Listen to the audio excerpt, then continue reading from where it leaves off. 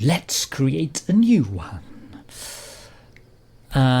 Let's show you some of the sample processing options, because of course you can create loads of sounds with analog waves in an analog synthesizer, although SFXEngine is especially designed for monotone sounds, not various ones that change over pitch, which is much more useful when you're creating sound effects. But we've got a sample here.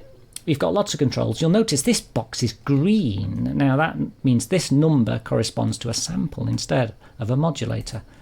Let's load Super Chicken. Got a nice chicken sound there. Every time you hear the sound, it's me pressing Q on the keyboard. Q will start, as I've said. Space will stop the sound, but you can use the icons. We can change the tuning of a sample. Delay will pause them before the sound. And start means it will chop the start off, which is useful sometimes when you're layering lots of sounds. For example, if we right click on here, copy the engine, paste it, we'd have two chickens playing at once, but we can make one play at lower pitch.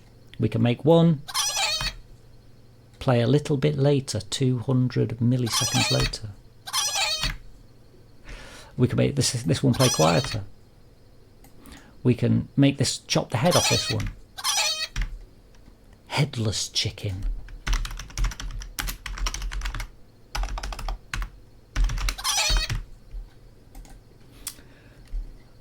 And well, let's try the pan.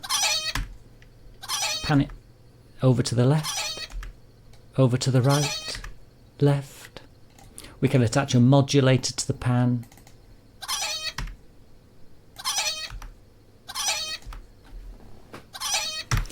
See how easy it is to create some amazing sounds.